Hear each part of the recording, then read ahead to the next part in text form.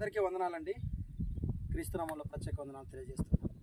ఈరోజు ఒక ప్రత్యేకమైనటువంటి వీడియో మీ ముందుకు తీసుకురావడం గల కారణం ఏంటంటే ప్రియులారా, మన భారతదేశానికి 200 సంవత్సరాలు పరిపాలించినటువంటి బ్రిటిష్ వారు మా ప్రాంతంలో కూడా పరిపాలించి, ఈ ప్రాంతంలో ఒక మహాయోధుడు, ఒకనాడు భారతదేశానికి సుపరిచితమైనటువంటి ఒక శివాజీ పేరుతో తట్టినటువంటి మన్యం వీరుడుగా పిలువబడుతున్న అల్లూరి సీతారామరాజు ఒక ప్రాంతాన్ని తిరిగినటువంటి ప్రాంతానికి మీకు పరిచయం చేస్తున్నాను. ఇదిగో ఈ కోట ఉంది, చూశారు. ఈ కోట ఒకనాడు బ్రిటిష్ వారి కాలంలో నిర్మించినటువంటిది. ఇది ఒక సిమెంట్తో నిర్మాణం జరిగింది, కానీ కాలక్రమేపీ ఇది కూలిపోవడం జరిగింది. అయితే ఈ ప్రాంతానికి మీకు ప్రత్యేకమేంటి ఎందుకు తీసుకొచ్చామండి పిల్లారా, ఈ ప్రాంతంలోనే మీరు చూస్తూ ఉన్నప్పుడు ఇటు చూస్తే విచిత్రంగా మా సహోదరులు చూపిస్తారు. ఇటువైపు చూస్తుంటే ఈ ప్రాంతాలన్నిటికీ మేము నడిచి సువార్త చేసామండి. చాలా గ్రామాలు, ఇటు మండపల్లి కావచ్చు, అలాగే పామరాయి కావచ్చు, ఇక ఎన్ని గ్రామాలు ఉన్నాయో ఆ గ్రామాలు గరువులుగా ఉన్నాయి, చూసారు అక్కడక్కడ. ఆ ప్రాంతాలన్నిటికీ మేము నడుస్తూనే సువార్త చేస్తాం. ప్రభు చిత్తమును బట్టి మా మినిస్ట్రీ ఆయా చోట్ల ఉన్నప్పటికీ ఆయా ప్రాంతాల్లో అద్భుత రీతిగా దేవుడు ఆ ప్రాంతాల్లో మందిరాన్ని నిర్మించుకున్నాడు. రైతు తమ్ముడు కొంచెం ముందుకు రాయిలాగా. రైతు మీరు చూడగలిగితే ఈ ప్రాంతం ఎంత ఎత్తులో ఉందో మేము చూపిస్తాము. ఇంకొకటి ఏంటంటే, ఈ వీడియో గల ముఖ్య కారణం ఏంటంటే, అత్యంత ప్రాముఖ్యమైనటువంటి ప్లేస్ అండి. నిజంగా చాలా ఎత్తైనటువంటి ప్లేస్ ఇది. దాంతోపాటు మీరు చూస్తున్నారు ఎన్ని గ్రామాలు కనిపిస్తున్నాయో, ఆ గ్రామాలన్నిటికీ నడుచుకుంటూ సువార్త చేసినటువంటి గ్రామాలు ఇవి. అయితే ఈ గ్రామాలన్నిటికీ ఈరోజు మందిరాలు ఏర్పడ్డాయి. దేవుని కృపను బట్టి అనేక ప్రాంతాలకి స్వార్థ వ్యాపింపు జరిగింది. అనేక చోట్ల సేవకులు ఏర్పడ్డారు. అనేక మంది మినిస్టర్లుగా వచ్చి ఈరోజు ఈ ప్రాంతానికి స్వార్థ చేస్తున్నారు. అంతేకాకుండా మీరు చూస్తే ఈ ప్రాంతంలో కూడా చాలా నడిచి చేసాం. బాక్స్ సౌండ్ సిస్టమ్ ఒక బాక్స్ పట్టుకొని మా సహోదరులు 3 టీములుగా ఏర్పడి ఈ ప్రాంతాలన్నిటికీ సువార్త చేసామండి. అద్భుత రీతిగా ప్రభు మాకు నడిపించాడు.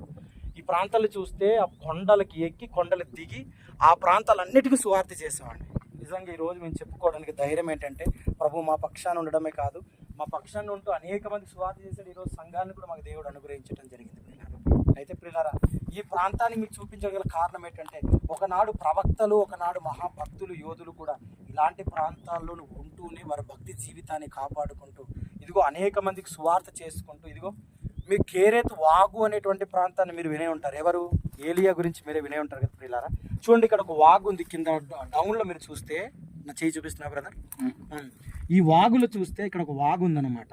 ఇక్కడ చాలా మంది ఎవరైనా వచ్చినప్పుడు ఇక్కడ ఆవులు కానీ మేకలు కానీ ఇంకొకటి ఎవరైనా తీసుకొచ్చినా, పనికి వచ్చినా, కర్రలకు వచ్చినా, ఏం వచ్చినా ఇక్కడ శాద తీర్చుకొని వాటర్ తాగి వెళ్తారు. అలాంటి ప్రాంతంలో ఉన్నప్పుడు దేవుడు ఏం చేశాడంటే, ఏలియా గారికి కూడా ఆ ప్రాంతానికి వెళ్ళని చెప్పినప్పుడు ఇలాంటి ప్రాంతం దగ్గరికి రావడం, ఆ తర్వాత కాకోలంలో ఆహారం తీసుకురావడం చేయటం జరిగింది. అలా మీకు తెలుసు, కేరేతు వాగు దగ్గర అద్భుతమైనటువంటి జీవితం బ్రతికినట్టుగా మనం చూస్తున్నాం ఏలియా గారికి.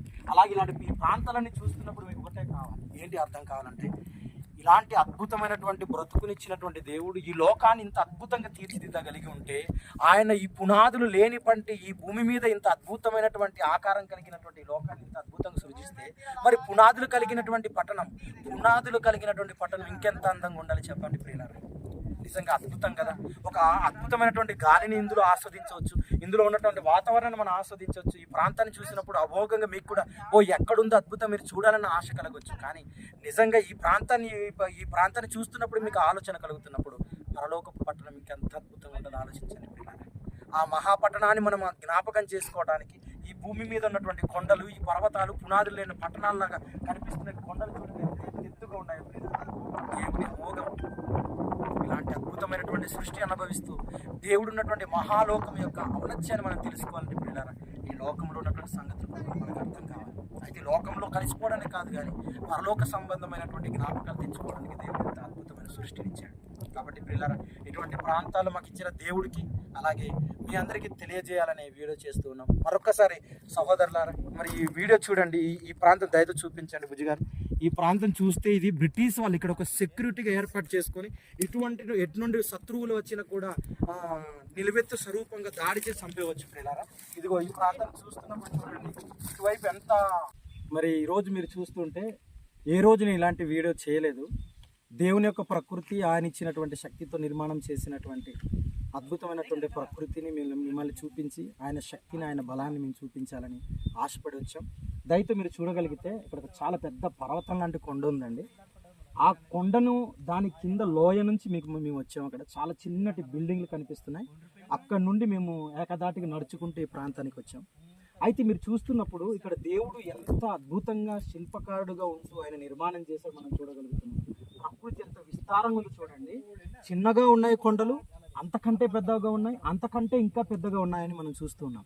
అంటే దేవుడి యొక్క ఆలోచన విధానాన్ని మనం చూస్తున్నప్పుడు దేవుని యొక్క ప్రభావాన్ని మనం గమనించడానికి ఈరోజు మనం ఇది ఎంతో ఆశ్చర్యకరంగా మనం చూస్తూనే నిజంగా దేవునికి నమ్మడానికి చక్కటి అవకాశం ఉంది. కాబట్టి ఒక యేసుక్రీస్తుల వారు కూడా అడవిలో ఒక కొండ మీద చూసి ప్రసంగం చేసిన దాఖలు ఉన్నాయి. పరలోక సంబంధమైనటువంటి విశేషాలని మనం అర్థం చేయించడానికి, పరలోక సంబంధమైనటువంటి లోకాన్ని అర్థం చేయించడానికి ఇలాంటి కొండల మధ్య కూర్చొని కూడా ఆయన ప్రసంగాలు చేసినటువంటి దాఖలు ఉన్నాయి. మనందరికీ తెలుసు మత్తయి సువార్త 5వ అధ్యాయం ప్రసంగం అంతా కొండ మీద ప్రసంగం అనేటువంటిది మనకు తెలుసు పిల్లలు. నేను ఒక చక్కటి ఉదాహరణ చెప్తాను, జాగ్రత్తగా నండి. ఈ కొండ మీదకి మేము ఎందుకు వచ్చామంటే ఈ చెట్టు ఉంది కదండి, దీన్ని ఈత చెట్టు అంటారు. ఈ ఈత చెట్టు నుండి పురుగులు తయారవుతాయండి. ఈ ఈత చెట్టులో పురుగులు తయారవుతాయి. అయితే ఈత చెట్టులో ఉన్నటువంటి ఈ పురుగు నుండి ఒక గుణపాఠాన్ని, ఒక బ్రతుకు పాఠాన్ని మనం నేర్చుకోవచ్చు. అదేంటంటే యేసుక్రీస్తుల వారు చెప్పింది ఏంటంటే, ఒక పురుగుకి జీవితం ఉంది, అలాగే మనిషికి కూడా ఒక జీవితం ఉంది అని చెప్పటం మనకు తెలుసు. ఇది మనకు హబక్కూకు గ్రంథంలో రాయబడి ఉంటుంది. అయితే ఇందులో ఉన్నటువంటి ఈగ ఏమవుతుందంటే, పురుగుగా ఉన్నటువంటిది ఈత పురుగుగా మారిపోయి, ఆ పురుగుగా ఉన్నటువంటిది ఈత ఈగగా మారిపోయి ఎగురుకుంటూ వెళ్ళిపోతుంది. అంటే ఇందులో మనకి ఈ అడవి ప్రాంతంలో రాగానే ఒక పాఠాన్ని నేర్పించేటువంటి ఒక అద్భుతమైనటువంటి గుణపాఠాన్ని దేవుడు పెట్టాడని మనకు తెలుసుకోవాలి పిల్లలు. కాబట్టి ఈ ఈత చెట్టు నుండి ఒక పురుగే ఒక బ్రతుకుని నేర్పిస్తున్నప్పుడు ఈరోజు మనకున్నటువంటి బ్రతుకు ఎంత గొప్పదో ఆలోచించాలి. ఈ ప్రకృతిలో ఉన్నవన్నీ మనం అనుభవించడానికి, ఆలోచించడానికి అంతకంటే గొప్పగా ప్రభు అయిన యేసుక్రీస్తు మన బ్రతుకుని దిద్ది ఈరోజు మన ఉన్నతమైనటువంటి దేహాన్ని మనకిచ్చేటువంటి ఆత్మ బ్రతుకుని యేసుక్రీస్తు ఇవ్వడానికి వచ్చాడు పిల్లలు. ఇది గమనించి ఇదిగో ఈ ప్రకృతిని అంతటిని మీరు చూడండి. ఆయన అమోఘమైనటువంటి సృష్టిని గమనిస్తూనే మీరు ఆయన యొక్క శక్తిని కూడా గమనించాల్సిందిగా కోరుతూ ఉన్నాను. ఈ చక్కటి అనుభూతిని మేమందరం పొందుకోవడానికి వచ్చాం. ప్రభు యొక్క వాక్యాన్ని మీకు కూడా తెలియజేయాలని వచ్చాం.